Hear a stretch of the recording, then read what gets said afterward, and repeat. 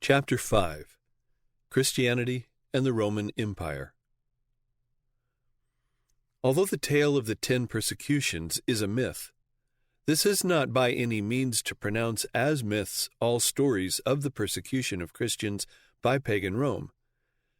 Though there were not 10 persecutions as such, there was one continuous persecution, only with variations, for 250 years. Nor is it strictly correct to speak of this as the persecution of Christians by the Romans. It was all this, it is true, but it was much more. The controversy between the Christians and the Romans was not a dispute between individuals or a contention between sects or parties. It was a contest between antagonistic principles. It was, therefore, a contest between Christianity and Rome, rather than between Christians and Romans. On the part of Christianity, it was the proclamation of the principle of genuine liberty. On the part of Rome, it was the assertion of the principle of genuine despotism. On the part of Christianity, it was the assertion of the principle of the rights of conscience and of the individual. On the part of Rome, it was the assertion of the principle of the absolute absorption of the individual and his total enslavement to the state in all things, divine as well as human, religious as well as civil. This is detected by a mere glance again at the actions of the emperors whom we have named in the previous chapter. With the exception of Nero, the emperors who persecuted the Christians most were among the best that Rome ever had, while those emperors who were the very worst persecuted the Christians as such, the least or not at all. Marcus Aurelius indeed is acknowledged not only to have been one of the best of the Roman emperors, but one of the best men of all pagan times, while on the other hand, Domitian and Vitellius and Commodus and Caracalla and Elagabalus and Maximin were not only the worst of Roman emperors, but among the worst of all men. While on the part of those emperors who persecuted the Christians, it was not cruelty that caused them to do so. On the part of the others named who did not persecute the Christians as such, but who persecuted everybody indiscriminately, it was nothing but cruelty that caused them to do so. With the exception of Nero, it was invariably the best of the emperors who persecuted the Christians, and they invariably did it not because they were cruel and delighted to see people suffer, but only by the enforcement of the laws which were already extant, by way of respect to institutions long established, and to preserve a system the fall of which to them meant the fall of the empire itself. The best men naturally cared most for the Roman institutions, and held as most sacred the majesty of Rome and the dignity of Roman law as the expression of that majesty.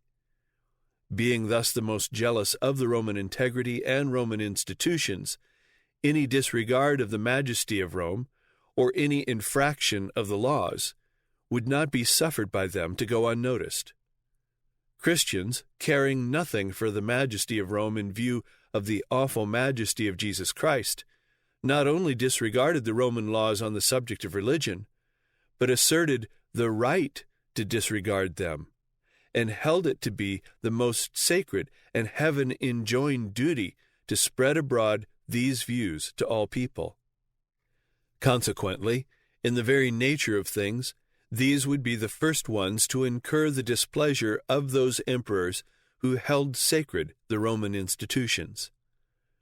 On the other hand, those emperors who cared little or nothing for anything but the gratification of their appetites and passions, and the indulgence of their cruel propensities, cared little or nothing whether the Christians obeyed the laws or not.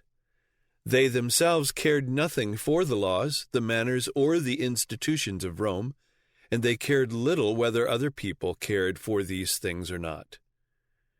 Jesus Christ came into the world to set men free, and to plant in their souls the genuine principle of liberty, liberty actuated by love, liberty too honorable to allow itself to be used as an occasion to the flesh or for a cloak of maliciousness, liberty led by a conscience enlightened by the Spirit of God, liberty in which man may be free from all men, yet made so gentle by love that he would willingly become the servant of all, in order to bring them to the enjoyment of this same liberty.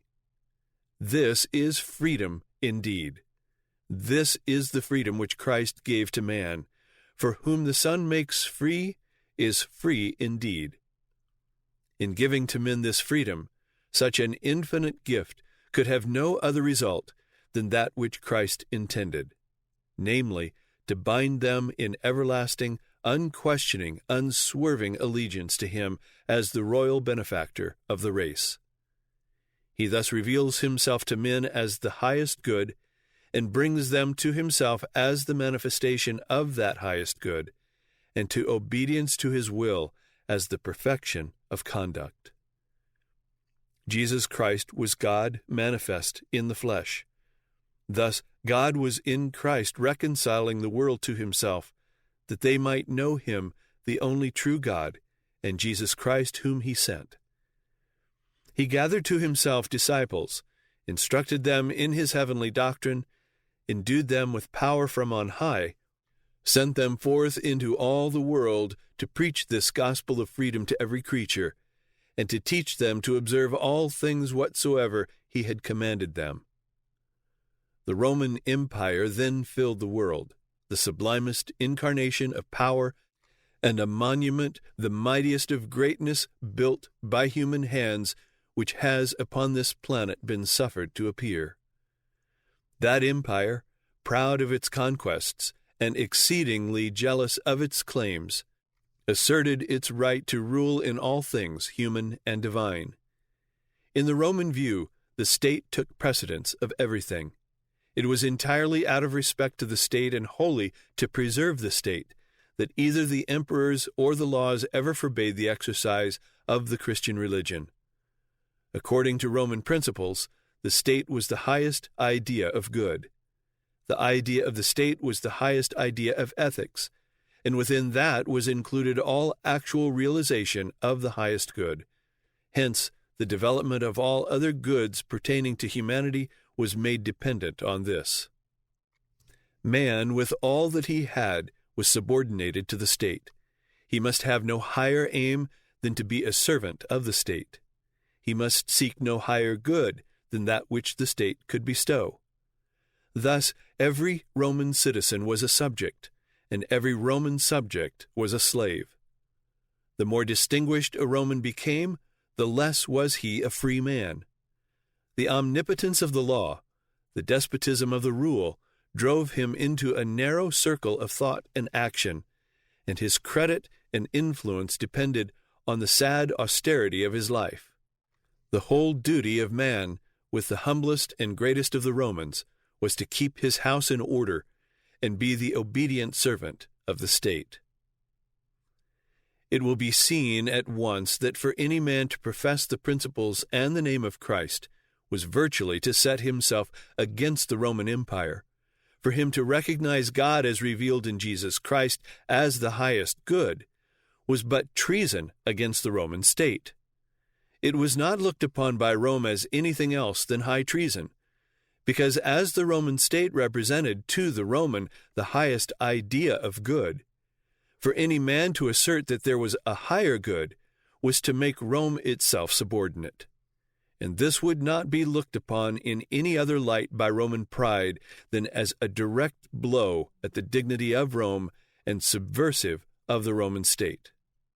Consequently, the Christians were not only called atheists because they denied the gods, but the accusation against them before the tribunals was of the crime of high treason, because they denied the right of the state to interfere with men's relations to God. The common accusation against them was that they were irreverent to the Caesars and enemies of the Caesars and of the Roman people.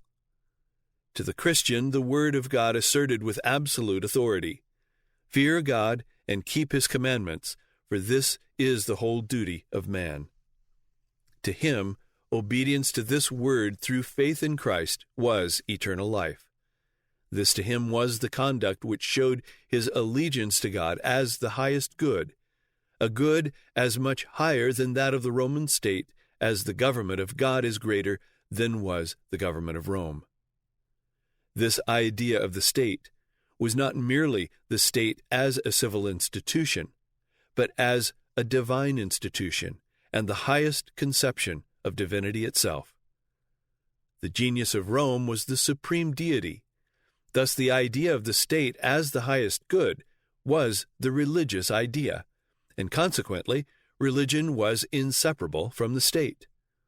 All religious views were to be held subordinate to the state, and all religion was only the servant of the state. The Roman state being the chief deity, the gods of Rome derived their dignity from the state, rather than the state deriving any honor from them. And the genius of the Roman state being to the Roman mind the chief deity, as Rome had conquered all nations, it was demonstrated to the Roman mind that Rome was superior to all the gods that were known.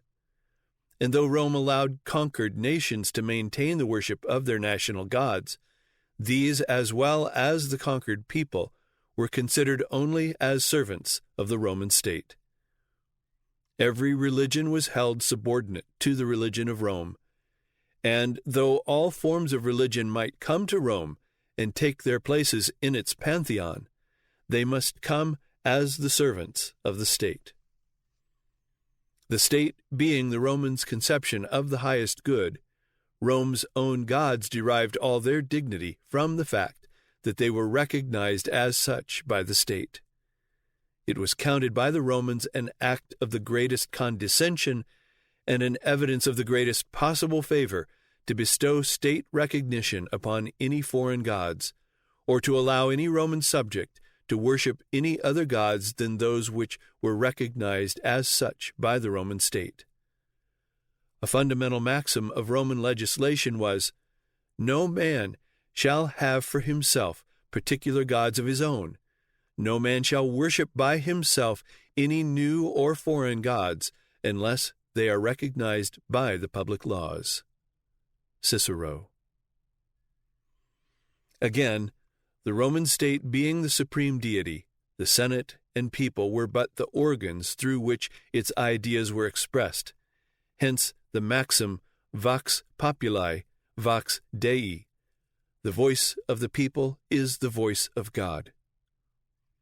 As this voice gave expression to the will of the supreme deity, and consequently of the highest good, and as this will was expressed in the form of laws, hence again the Roman maxim, what the law says is right.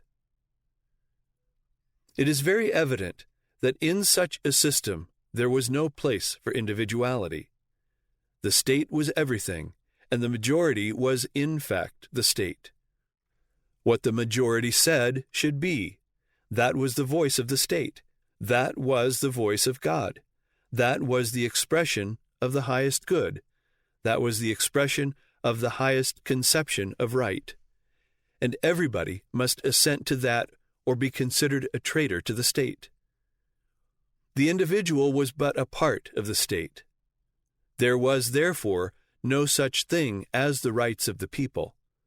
The right of the state only was to be considered, and that was to be considered absolute. The first principle of their law was the paramount right of the state over the citizen.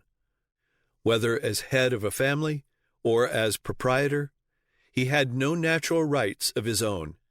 His privileges were created by the law as well as defined by it. The state, in the plenitude of her power, delegated a portion of her own responsibility to the citizen who satisfied the conditions she required in order to become the parent of her children. But at the same time, she demanded of him the sacrifice of his free agency to her own rude ideas of political expediency. It is also evident that in such a system there was no such thing as the rights of conscience, because as the state was supreme also in the realm of religion, all things religious were to be subordinated to the will of the state, which was but the will of the majority. And where the majority presumes to decide in matters of religion, there is no such thing as rights of religion or conscience. Against this whole system, Christianity was diametrically opposed. First, in its assertion of the supremacy of God, in the idea of God as manifested in Jesus Christ as the highest idea of good, in the will of God as expressed in His law as the highest conception of right, and in the fear of God and the keeping of His commandments as the whole duty of man. Christ had set Himself before His disciples as the one possessing all power in heaven and in earth. He had told them to go into all the world and teach to every creature all things whatsoever He had commanded them. Christ had said that the first of all the commandments, that which inculcates the highest and first of all duties, is, Thou shalt love the Lord thy God with all thy heart, and with all thy soul, and with all thy mind, and with all thy strength. This put Jesus Christ above the state, and put allegiance to Him above allegiance to the state. This denied the supremacy of Rome, and likewise denied that either the Roman gods were gods at all, or that the genius of Rome itself was in any sense a god. Secondly, when the Republic, as represented by the Senate and people of Rome, was merged in the imperial power, and the emperor became the embodiment of the state, he represented the dignity, the majesty, and the power of the state, and likewise in that represented the divinity of the state. Hence, divinity attached to the Caesars.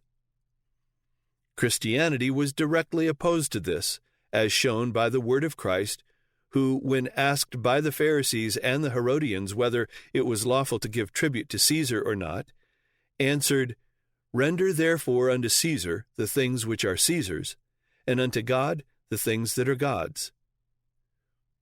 In this, Christ established a clear distinction between Caesar and God, and between religion and the state.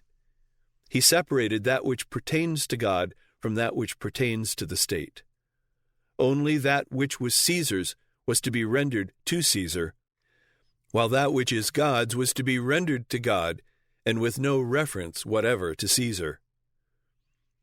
The state being divine, and the Caesar reflecting this divinity, whatever was God's was Caesar's. Therefore, when Christ made this distinction between God and Caesar, separated that which pertains to God from that which pertains to Caesar, and commanded men to render to God that which is God's, and to Caesar only that which is Caesar's, he at once stripped Caesar, the state, of every attribute of divinity. And in doing this, he declared the supremacy of the individual conscience, because it is left with the individual to decide what things they are which pertain to God. Thus, Christianity proclaimed the right of the individual to worship according to the dictates of his own conscience, while Rome asserted the duty of every man to worship according to the dictates of the state. Christianity asserted the supremacy of God, Rome asserted the supremacy of the state. Christianity set forth God as manifested in Jesus Christ as the chief good. Rome held the state to be the highest good. Christianity set forth the law of God as the expression of the highest conception of right. Rome held the law of the state to be the expression of the highest idea of right. Christianity taught that the fear of God and the keeping of His commandments is the whole duty of man. Rome taught that to be the obedient servant of the state is the whole duty of man. Christianity preached Christ as the sole possessor of power in heaven and in earth. Rome asserted the state to be the highest power. Christianity separated that which is God's from that which is Caesar's. Rome maintained that that which is God's is Caesar's.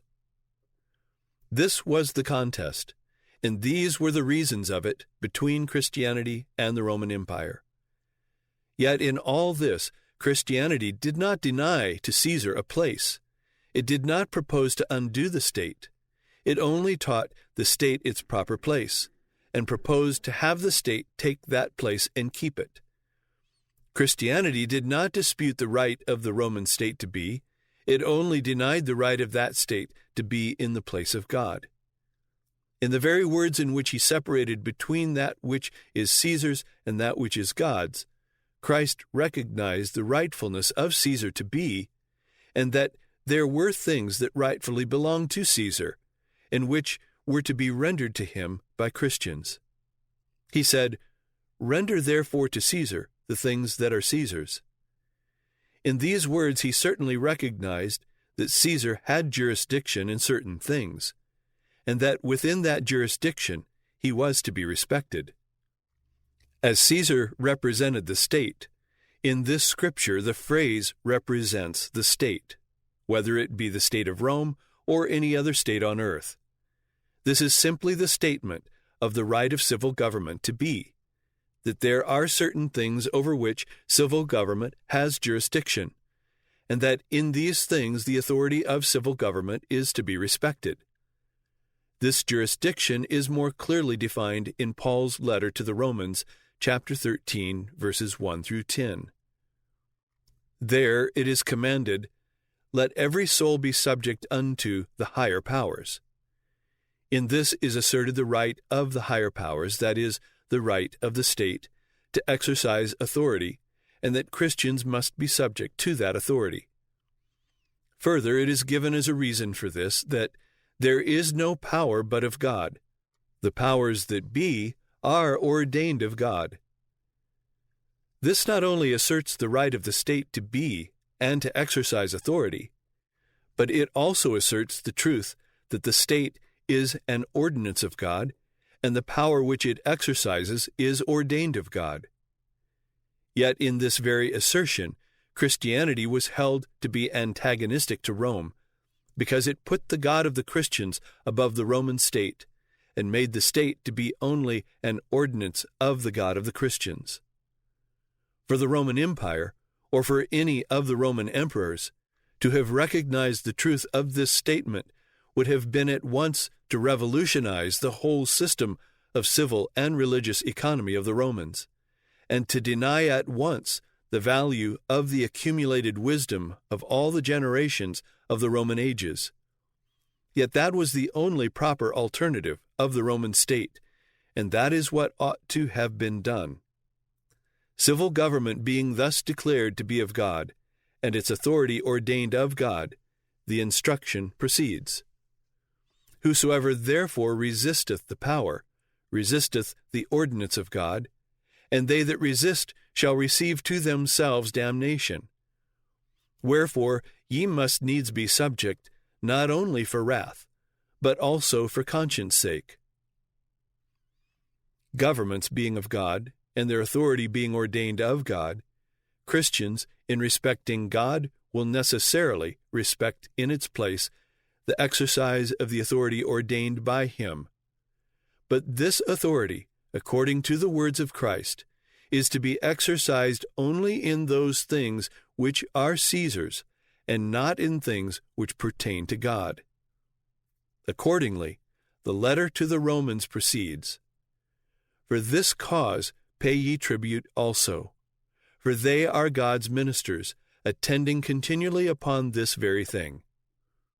This connects Paul's argument directly with that of Christ, above referred to, and shows that this is but a comment on that statement and an extension of the argument therein contained. The Scripture proceeds, "Render therefore to all their dues, tribute to whom tribute is due, custom to whom custom, fear to whom fear, honor to whom honor. Owe no man anything, but to love one another, for he that loveth another hath fulfilled the law. For this, thou shalt not commit adultery, thou shalt not kill, thou shalt not steal, thou shalt not bear false witness, thou shalt not covet. And if there be any other commandment, it is briefly comprehended in this saying, namely, thou shalt love thy neighbor as thyself." Let it be borne in mind that the apostle is here writing to Christians concerning the respect and duty which they are to render to the powers that be, that is, to the state, in fact. He knew full well, and so did those to whom he wrote, that there are other commandments in the very law of which a part is here quoted. But he and they likewise knew that these other commandments do not in any way relate to any man's duty or respect to the powers that be. Those other commandments of the law, which is here partly quoted, relate to God and to man's duty to him. One of them is, Thou shalt have no other gods before me. Another, Thou shalt not make unto thee any graven image, etc. Another, Thou shalt not take the name of the Lord thy God in vain. And another, Remember the Sabbath day to keep it holy. 6 days shalt thou labor and do all thy work, but the seventh day is the Sabbath of the Lord thy God. And these are briefly comprehended in that saying, namely, Thou shalt love the Lord thy God with all thy heart, and with all thy soul, and with all thy mind, and with all thy strength. According to the words of Christ, all these obligations pertaining solely to God are to be rendered to him only, and with man in this realm, Caesar can never of right have anything to do in any way whatever. As therefore, the instruction in Romans 13 verses 1 through 10 is given to Christians concerning their duty and respect to the powers that be, and as this instruction is confined absolutely to man's relationship to his fellow men, it is evident that when Christians have paid their taxes and have shown proper respect to their fellow men, then their obligation, their duty, and their respect to the powers that be have been fully discharged, and those powers never can rightly have any further jurisdiction over their conduct. This is not to say that the state has jurisdiction of the last 6 commandments as such. It is only to say that the jurisdiction of the state is confined solely to man's conduct toward man, and never can touch his relationship to God, even under the second table of the law. This will be more fully discussed in a subsequent chapter. This doctrine asserts the right of every man to worship according to the dictates of his own conscience, as he pleases and when he pleases.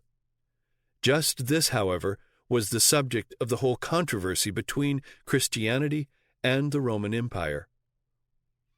There was never any honest charge made that the Christians did violence to any man, or refused to pay tribute. The direct and positive instruction was not only that they should do no evil, but that they should speak no evil of any man, and that they practiced accordingly, as shown by Pliny's letter to Trajan concerning the Christians, in which he says that when they met and partook of that harmless meal, before they separated, they pledged one another not to steal, not to commit adultery, not to do violence to any man. The Roman state never had any just charge to bring against the Christians in any of these respects. The charge was atheism, because they denied the gods, and high treason, because they denied the right of the state to rule in things pertaining to God. Therefore, as a matter of fact, the whole controversy between Christianity and the Roman Empire was upon the simple question of the rights of conscience. The question whether it is the right of every man to worship according to the dictates of his own conscience, or whether it is his duty to worship according to the dictates of the state. This question was then, as it always has been, very far-reaching. When the right was claimed to worship according to the dictates of conscience, in that was claimed the right to disregard all the Roman laws on the subject of religion, and to deny the right of the state to have anything whatever to do with the question of religion. But this, according to the Roman estimate, was only to bid defiance to the state and to the interests of society altogether.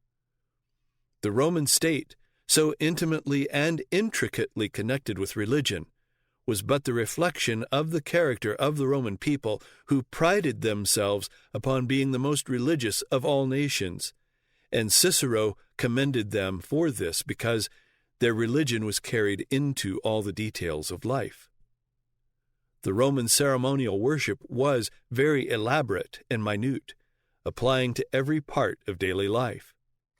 It consisted in sacrifices, prayers, festivals, and the investigations by auguries and haruspices of the will of the gods and the course of future events. The Romans accounted themselves an exceedingly religious people, because their religion was so intimately connected with the affairs of home and state. Thus religion everywhere met the public life of the Roman by its festivals, and laid an equal yoke on his private life by its requisition of sacrifices, prayers, and auguries. All pursuits must be conducted according to a system carefully laid down by the College of Pontiffs. If a man went out to walk, there was a form to be recited. If he mounted his chariot, another. But this whole system of religion was false. The gods which they worshipped were false gods. Their gods, in short, were but reflections of themselves, and the ceremonies of worship were but the exercise of their own passions and lusts. Neither in their gods nor their worship was there a single element of good. Therefore, upon it, all Christianity taught the people to turn their backs. The Christian doctrine declared all these gods to be no gods, and all the forms of worship of the gods to be only idolatry, and a denial of the only true God, the God and Father of our Lord Jesus Christ. The games and all the festival days were affairs of state, and were an essential part of the cheerful devotion of the pagans, and the pagan gods were supposed to accept as the most grateful offering the games that the prince and people celebrated in honor of their peculiar festivals. The festivities of the wedding and the ceremonies of the funeral were all conducted under the protection of the gods. More than this, the number of the gods was as great as the number of the incidents in earthly life. The pagan's domestic hearth was guarded by the penates, or by the ancestral gods of his family or tribe. By land he traveled under the protection of one tutelar divinity, by sea of another. The birth, the bridal, the funeral had each its presiding deity. The very commonest household utensils and implements were cast in mythological forms. He could scarcely drink without being reminded of making a libation to the gods. All this heathen ceremony Christianity taught the people to renounce, and every one did renounce it who became a Christian. But so intricately was the idolatry interwoven into all the associations of both public and private life, of both state and social action, that it seemed impossible to escape the observance of them without at the same time renouncing the commerce of mankind and all the offices and amusements of society. Yet with any of it, true Christianity did not compromise. Every Christian, merely by the profession of Christianity, severed himself from all the gods of Rome and everything that was done in their honor. He could not attend a wedding or a funeral of his nearest relatives, because every ceremony was performed with reference to the gods. He could not attend the public festival for the same reason, nor could he escape by absenting himself on such occasions, because on days of public festivity, the doors of the houses and the lamps about them, and the heads of the dwellers therein must all be adorned with laurel and garlands of flowers in honor of the licentious gods and goddesses of Rome. If the Christian took part in these services, he paid honor to the gods as did the other heathen. If he refused to do so, which he must do if he would obey God and honor Christ, he made himself conspicuous before the eyes of the people, all of whom were intensely jealous of the respect they thought due to the gods, and also in so refusing, the Christians disobeyed the Roman law which commanded these things to be done.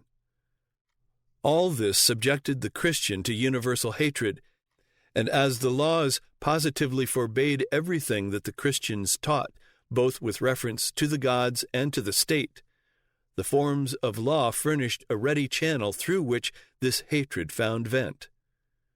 This was the open way for the fury of the populace to spend itself upon the deniers of the gods and the enemies of the Caesars and of the Roman people, and this was the source of the persecution of Christianity by pagan Rome.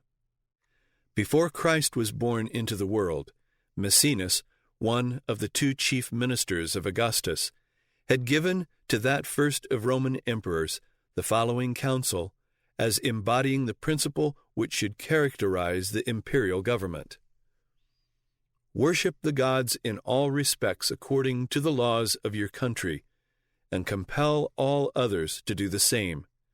But hate and punish those who would introduce anything whatever alien to our customs in this particular, not alone for the sake of the gods, because whoever despises them is incapable of reverence for anything else, but because such persons, by introducing new divinities, mislead many to adopt also foreign laws.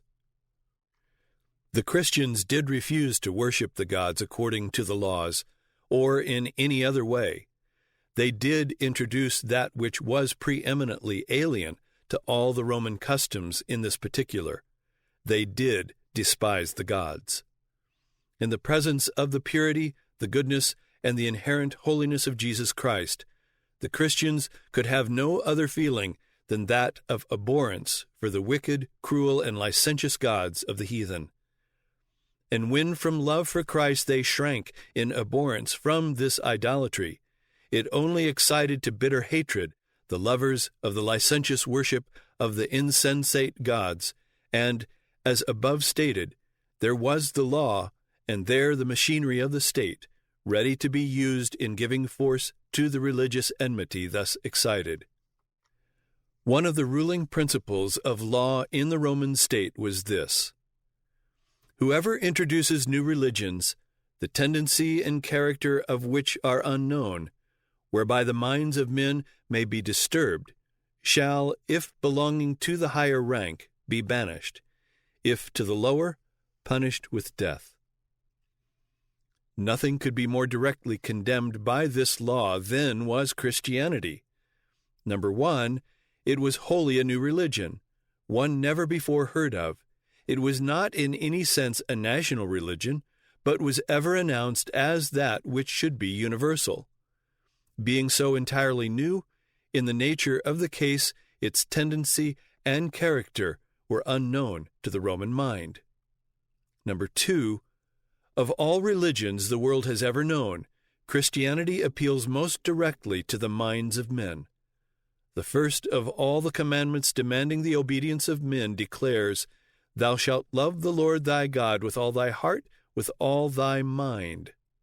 The law of God was set forth as the highest conception of right, and the letter to all the Christians in Rome said, "With the mind I myself serve the law of God." Romans 7, verse 25. Again, that same letter said, "Be not conformed to this world, but be ye transformed by the renewing of your mind." Chapter 12, verse 2. Again and again in the Christian writings this same idea was set forth, and it was all summed up in the saying of Christ to the woman of Samaria, "God is a spirit, and they that worship him must worship him in spirit," thus setting God before the mind, to be discerned only by the mind, and worshipped in a mental and spiritual conception only. Number three, the Christians were almost wholly from the lower ranks. The common people heard Christ gladly. So also did they hear his gracious gospel from his disciples. There was yet a further disadvantage, however, in the position of the Christians. Christianity had sprung from among the Jews. It had been despised by the Jews. The Jews were viewed by the Romans as the most despicable of all people. Therefore, as the Christians were despised by the Jews, who were despised by the Romans, it followed that to the Romans the Christians were the despised of the despised.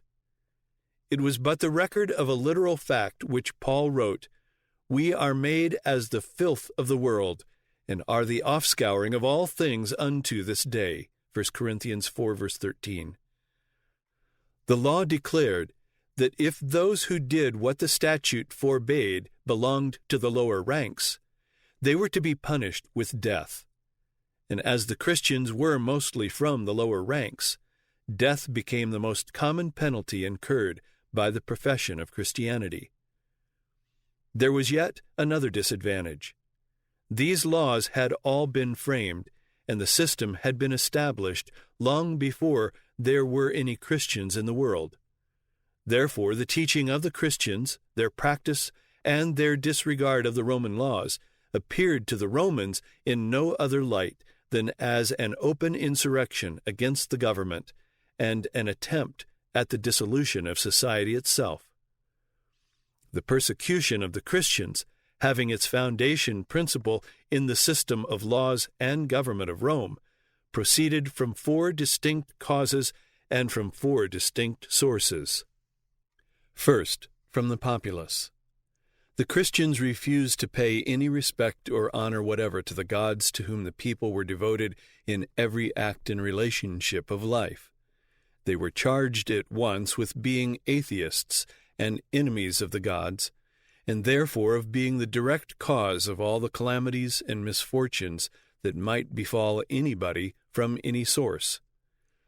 Everything in nature as well as in the life of the individual was presided over by some particular deity, and therefore whatever, out of the natural order, might happen in the course of the seasons or in the life of the individual, was held to be a token of the anger of the insulted gods, which was only to be appeased by the punishment of the Christians.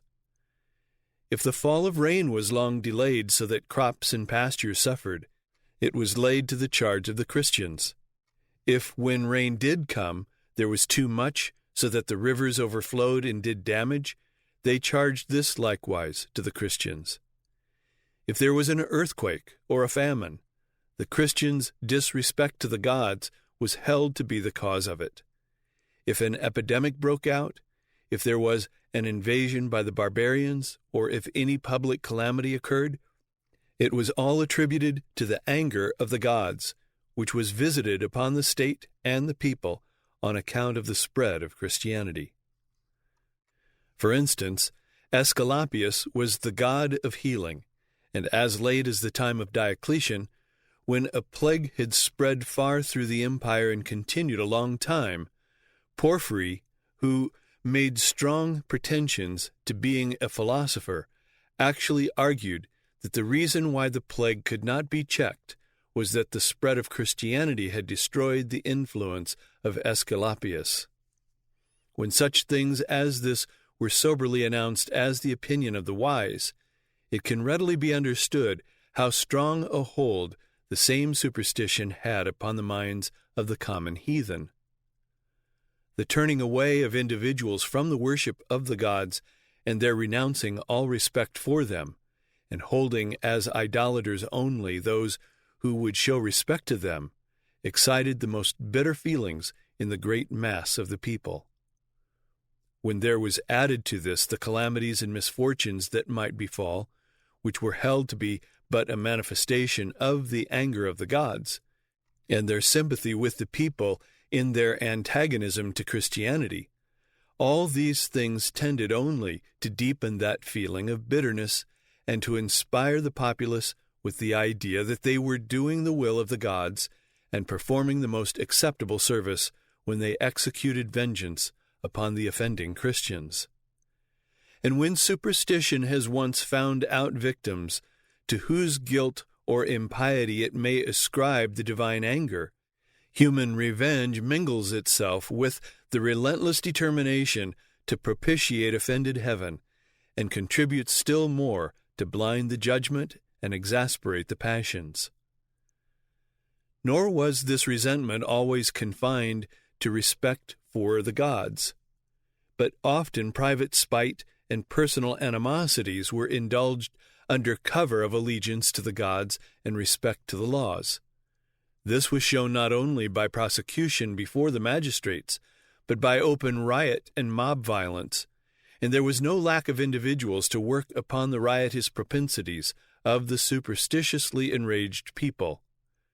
For instance, one Alexander of Abinoticus, a magician, when he found that his tricks failed to excite the wonder that he desired, declared that the Pontus was filled with atheists and Christians, and called on the people to stone them if they did not want to draw down on themselves the anger of the gods. He went so far at last as never to attempt to give an exhibition until he had first proclaimed, "If any atheist, Christian, or Epicurean has slipped in here as a spy, let him be gone." The second source from which proceeded the persecution of the Christians was the priests and artisans. The priests had charge of the temples and sacrifices, by which they received their living and considerable profit besides. Pliny's testimony, before quoted, plainly says that in his province the temples were almost forsaken, and of the sacrifices very few purchasers had of late appeared. The influence of Christianity reached much farther than to those who openly professed it. Many, seeing the Christians openly forsaking the gods and refusing to offer sacrifices, would likewise, merely upon economical principles, stop making sacrifices in the temples. The priests and the traffickers in sacrificial offerings, seeing their gains falling off, were not slow in charging to the Christians the delinquency, were prompt to prosecute them before the tribunals, and were very diligent to secure the most rigid enforcement of the laws commanding sacrifice to the gods. From the same cause the artisans found their gains vanishing, through the diminished sale of carved and engraved images, amulets, etc. Upon which, like that Demetrius of the Scriptures, who made silver shrines for Diana, they became very zealous for the honor of the gods, and raised persecution against the disciples in order to restore the worship of the gods and their own accustomed income. A third source from which persecution arose was the governors of provinces. Some of these were of cruel and splenetic disposition, and holding a personal animosity against the Christians, were glad of the opportunity to be the ministers of such laws as were of force against them. Others who were totally indifferent to the merits of the question, yet who earnestly desired to be popular, were ready to take part with the people in their fanatical rage, and to lend their power and use their official influence against the Christians. Yet others who had no particular care for the worship of the gods could not understand the Christians' refusal to obey the laws. The governors could see nothing in such a refusal to obey the law and perform the ceremonies therein prescribed, but what appeared to them to be blind, willful obstinacy and downright stubbornness. They regarded such willful disobedience to the law to be much more worthy of condemnation than even the disrespect to the gods. Such a one was Pliny, who said, "Let their confessions be of any sort whatever. This positiveness in inflexible obstinacy deserved to be punished." Many of the governors would sooner pardon in the Christians their defection from the worship of the gods than their want of reverence for the emperors, in declining to take any part in those idolatrous demonstrations of homage which pagan flattery had invented, such as sprinkling their images with incense and swearing by their genius. Still others were disposed to be favorable to the Christians, to sympathize with them in their difficult positions, and to temper, as far as possible, the severity of the laws against them. And when the Christians were prosecuted before their tribunals, they would make personal appeals to induce them to make some concession, however slight, that would justify the governor in certifying that they had conformed to the law, so that he might release them not only from that particular accusation, but from any other that might be made. Such governors would plead with the Christians to this effect: I do not wish to see you suffer. I know you have done no real harm, but there stands the law. I am here as the representative of the empire to see that the laws are enforced. I have no personal interest whatever in this matter. Therefore I ask you for my own sake that you will do some honor to the gods, however slight, whereby I may be relieved from executing this penalty and causing you to suffer. All that is required is that you shall worship the gods. Now your God is one of the gods. Therefore, what harm is there in obeying the law which commands to worship the gods without reference to any particular one? Why not say, the emperor, our Lord, and sprinkle a bit of incense toward his image? Merely do either of these two simple things, then I can certify that you have conformed to the law and release you from this and all future prosecutions of the kind. When the Christian replied that he could not, under any form or pretense whatever, worship any other God than the Father of the Lord Jesus Christ, nor honor any other by any manner of offering, nor call the emperor Lord in the meaning of the statute, then the governor, understanding nothing of what the Christian called conscience, and seeing all of what he considered the kindest possible offers counted not only as of no worth, but even as a reproach, his proffered mercy was often turned into wrath. He considered such a refusal only an evidence of open ingratitude and obstinacy, and that therefore such a person was unworthy of the slightest consideration. He held it then to be only a proper regard for both the gods and the state to execute to the utmost the penalty which the law prescribed.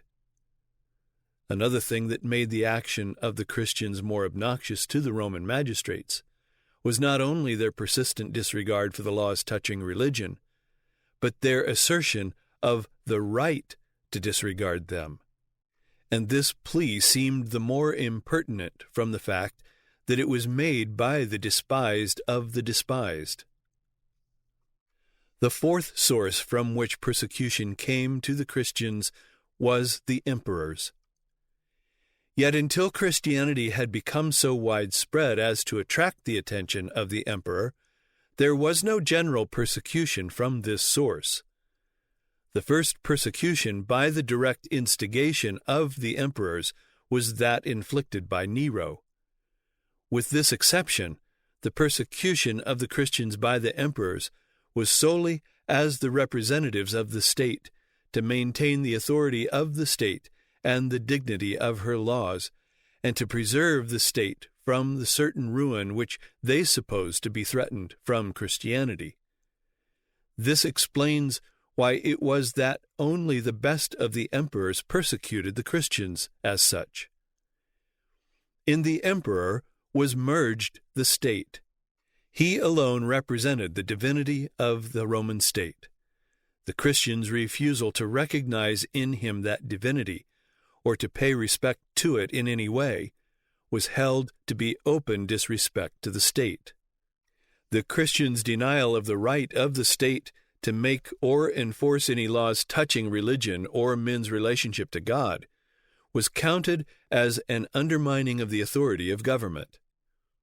As it was held that religion was essential to the very existence of the state, and that the state for its own sake, for its own self-preservation, must maintain proper respect for religion, when Christianity denied the right of the state to exercise any authority or jurisdiction whatever in religious things, it was held to be but a denial of the right of the state to preserve itself.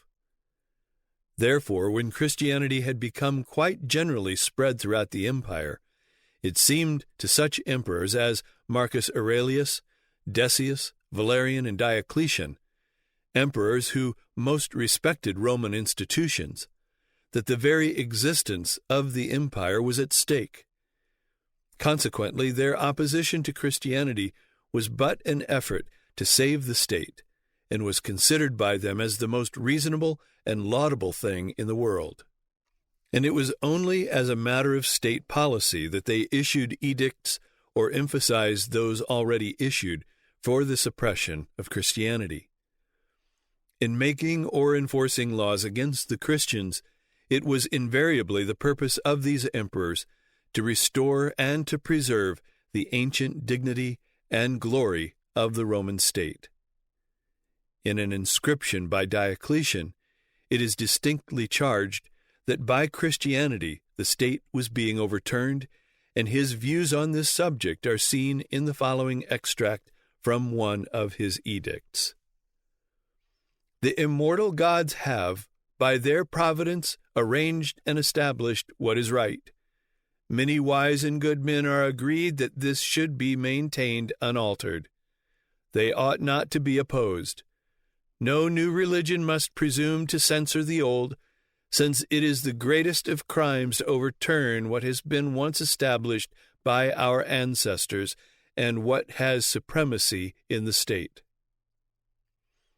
This is further shown by the following words from the Edict of Galerius, putting a stop to the persecution of Christianity.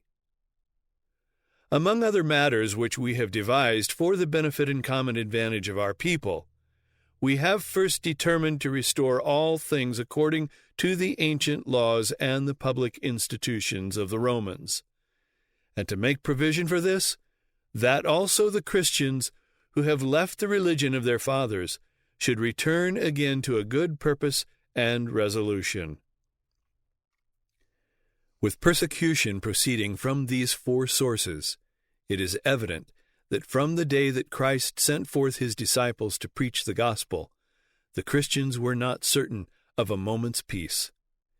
It might be that they could live a considerable length of time unmolested, but yet they were at no time sure that it would be so, because they were subject at all times to the spites and caprices of individuals and the populace, and at any hour of the day or night any Christian was liable to be arrested and prosecuted before the tribunals, or to be made the butt of the capricious and violent temper of the heathen populace.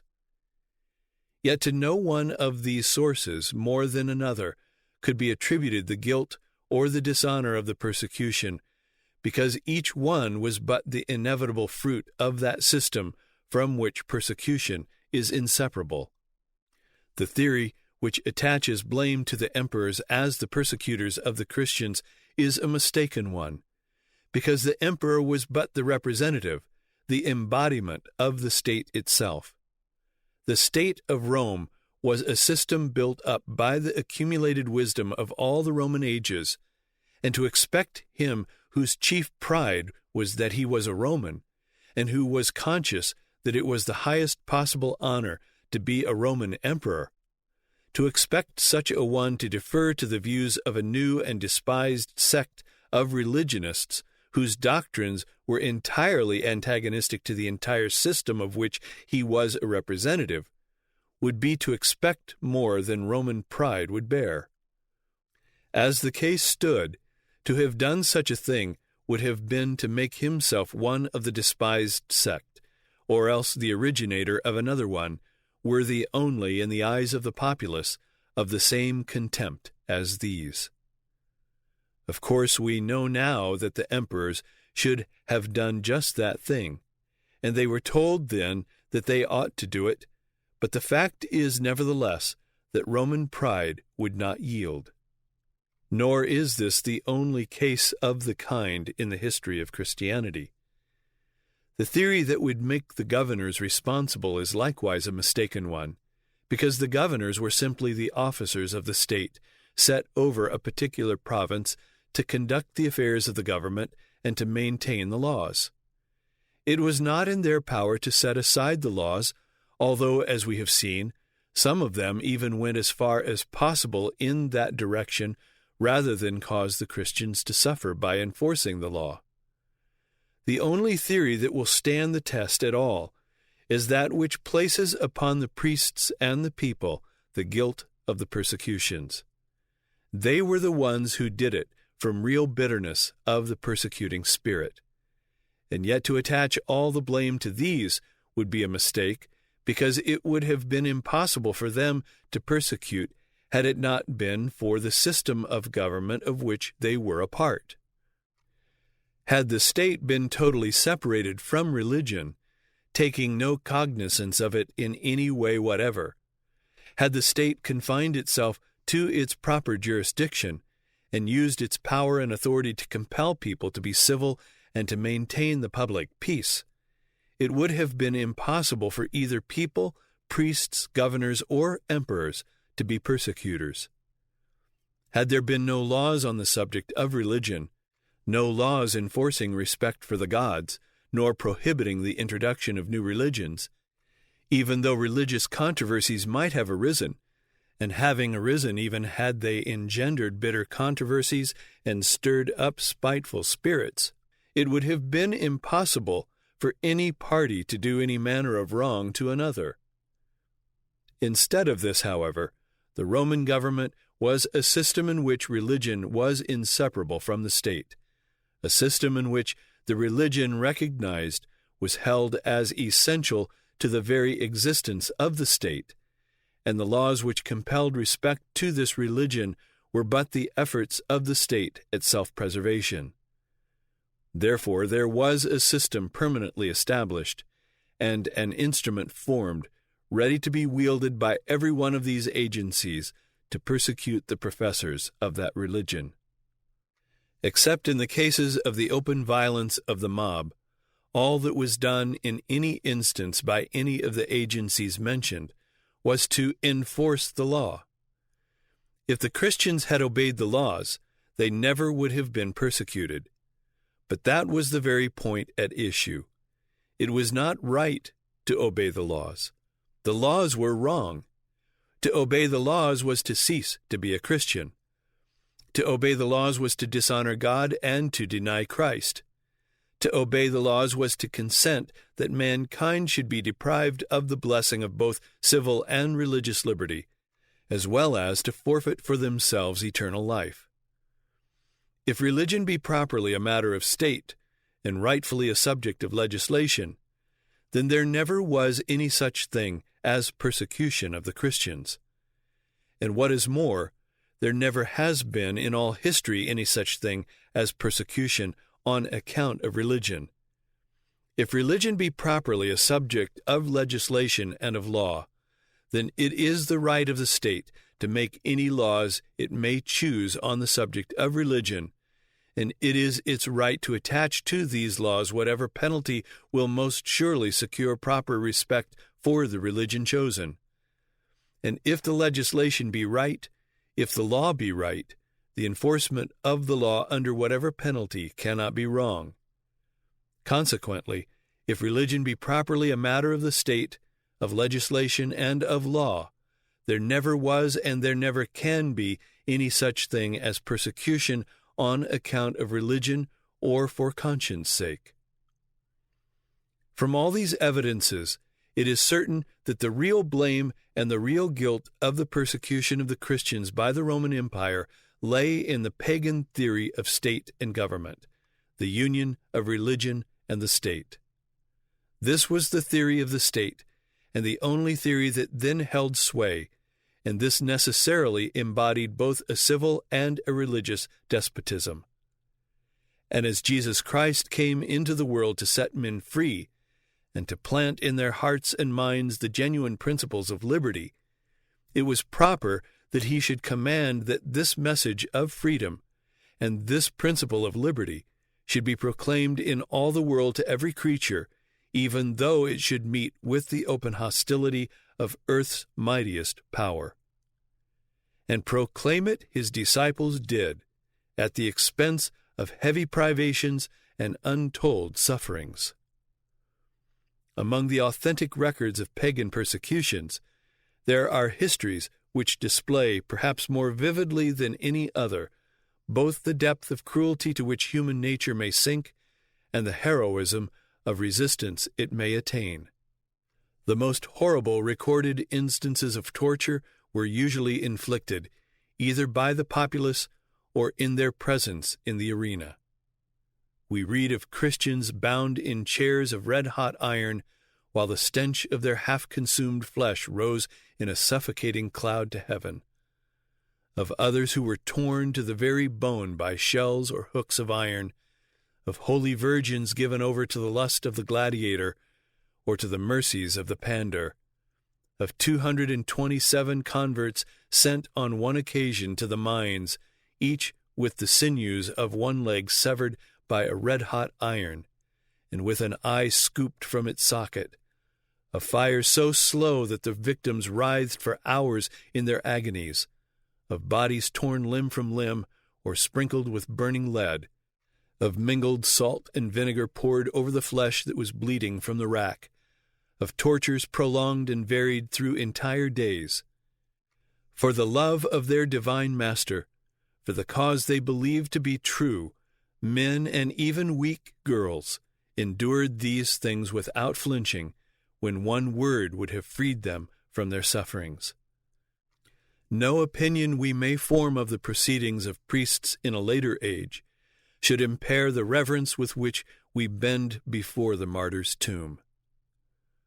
All this was endured by men and women, and even weak girls, that people in future ages might be free to worship according to the dictates of their own consciences, free both civilly and religiously. All this was endured in support of the principle that with religion civil government can of right have nothing to do. Yet for 250 years this contest continued. On one side was the poor and despised, on the other the rich and the honored. On one side was the apparently weak, yet really strong. On the other the apparently powerful, yet really weak. On one side was a new doctrine sustained by no earthly power and without recognition. On the other side was a system which was the outgrowth of ages, and supported by all the resources of the mightiest empire that the world had ever known. Yet it was the conflict of truth and right against error and wrong, of the power of God against the power of the Roman state, and it was bound to conquer. 250 years this contest continued, and then as the outcome of the longest, the most widespread, and the most terrible persecution that ever was inflicted by the Roman state, that empire was forced officially to recognize the right of every man to worship as he pleased. Thus was Christianity acknowledged to be victorious over all the power of Rome. The rights of conscience were established, and the separation of religion and the state was virtually complete. Whatever men may hold Christianity to be, however they may view it, whether as the glorious reality that it is, or only a myth, whether as the manifestation of the truth of God or only an invention of men, it never can be denied that from Christianity alone the world received that inestimable boon, the rights of conscience, and the principle, invaluable alike to religion, the state, and the individual, of the absolute, complete, and total separation between the civil and the religious powers. It never can be denied that Christianity was in the Roman Empire in the 1st and 2nd centuries as really as it ever was at any other time afterward. Marcus Aurelius, Suetonius, Hadrian, Tacitus, Trajan, and Pliny all give the most unexceptionable testimony that it was there. And just as certainly as it was there, so certainly did it proclaim the right of men to worship according to the dictates of their own consciences, and that the state has not of right anything to do with religion.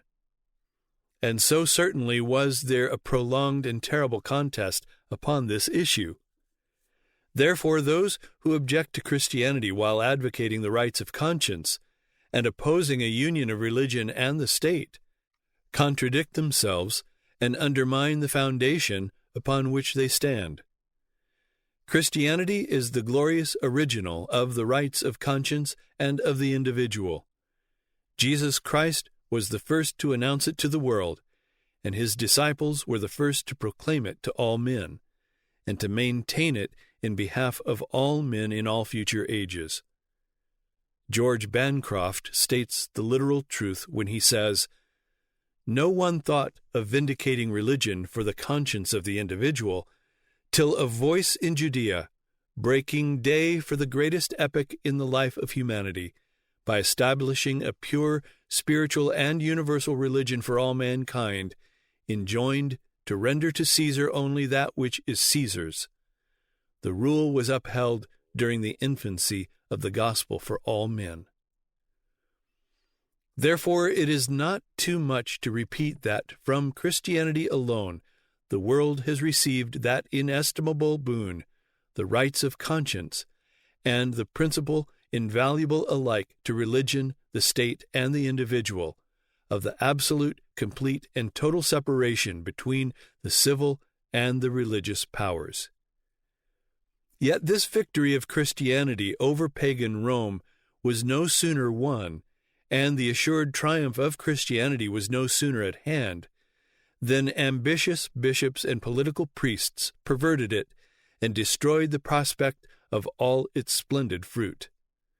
They seized upon the civil power, and by making the state the servant of the church, established a despotism as much more cruel than the one which had just been conquered, as the truth which was thus perverted was higher, nobler, and more glorious than the evil system which had been established in the blindness and error of paganism. The system which had been conquered was that in which the state recognizes and makes use of religion only for its political value, and only as the servant of the state. This was paganism, and such a system is pagan wherever found. The system which was established by the perversion of Christianity and the splendid victory that it had won was a system in which the state is made the servant of the church, and in which the power of the state is exercised to promote the interests of the church. This was the papacy. And to tell the history of the perversion of Christianity and the establishment and the support of the papal despotism is the purpose of the following chapters of this book.